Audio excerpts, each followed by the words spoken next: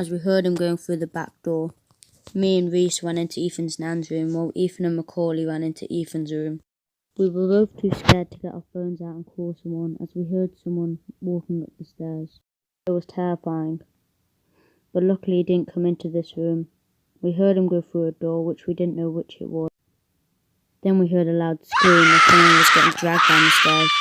I knew it had to be Ethan or Macaulay. I didn't know which one. We started crying. I told him to shut up and man up, even though I was scared myself, and I was literally shivering. I decided to walk out the room slowly and go take a look into Ethan's room to see if anyone was still in there.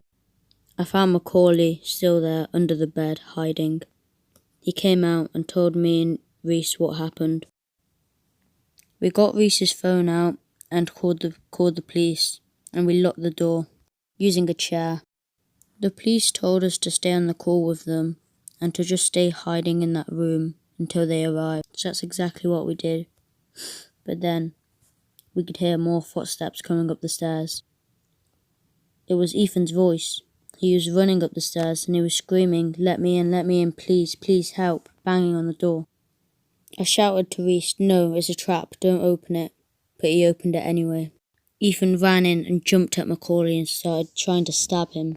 He blocked it though with his hand and grabbed him and tried to punch him around the face. He managed to knock Ethan to the ground, and then we all ran downstairs, all the way down, and tried to get out the front door. We ran into the laundry room with our knives and got them ready. There was a cellar door down there, none of us dared to go into. At this point, Reese was freaking out. He was crying and everything. He didn't know what to do. I kept telling him to calm down and that the police were on their way. We waited there for what seemed like an eternity, but it was only around 5 minutes. Then the police shouted, and then bashed the door down. They were walking in the building. Reese ran to them straight away. We ran as well, right behind him, but there was no one there. We couldn't see anyone, and the door wasn't even open. Then Ethan comes out of nowhere and stabs Reese in the arm. Macaulay stabs Ethan in the face and slits his throat. Then they all run back into the laundry room and lock the door this time. They started wondering where the man was and why Ethan turned on us. We started hearing someone knock on the door. 3 knocks, exactly. I will never forget. None of us answered. We just stayed there with our knives at the ready. But Macaulay was traumatized at what he did. He was now crying too. Now both of these guys were crying, making so much noise. The guy kept knocking though, and knocking, and it started getting more aggressive and aggressive, to the point where his fist started going through the door. We all quickly sprinted down to the basement and hid behind a couple of shelves. We were all freaking out and wondered where the cops were, so we called them again. And then they answered, but it wasn't them. It was the man. "Hello, George. Why don't you come upstairs? I have your friend." I soon realised that Reese wasn't with me and Macaulay, and he must have got grabbed when he was running down. I asked Macaulay what we should do, and he told me to not do anything and just to stay down here till the cops arrived. I didn't agree with this though, and I thought he might kill Reese if we don't get there soon, so I started making my way up there with the knife. Macaulay soon followed, after realising that he actually was scared, and he didn't want to be on his own. We heard screams coming from the living room, so we went in there, and I started cutting the ropes off Reese as he was strapped to a chair. As soon as I got him out, Macaulay noticed that the door was open.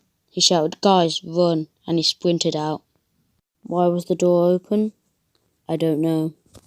Where was the man? I didn't know. And what happened to Reese and Ethan? I don't know.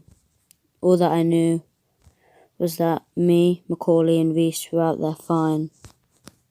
And the police, well, I have no idea. Running down the street to my house because it was the closest house. We soon stopped after we noticed a black van following us from behind. As soon as we turned to look at it, its headlights went off. That's when we all sprinted, and we could hear its engine really fast, and it was driving, and it tried to ram into us, but we quickly jumped out of the way, and it rammed into a bush. And then it chucked a knife out its window, hitting me in the foot, causing me to bleed. We all ran into the woods, where we didn't think anyone was, and we were running. We needed to stop somewhere, because my leg was bleeding and I couldn't run for much longer. Then, from behind a tree, one of our friends from school named Swavey came out a corner. He asked us, "Please, can you help me?" And then I think he realised the knife in my leg, and then said, "What happened to you guys?"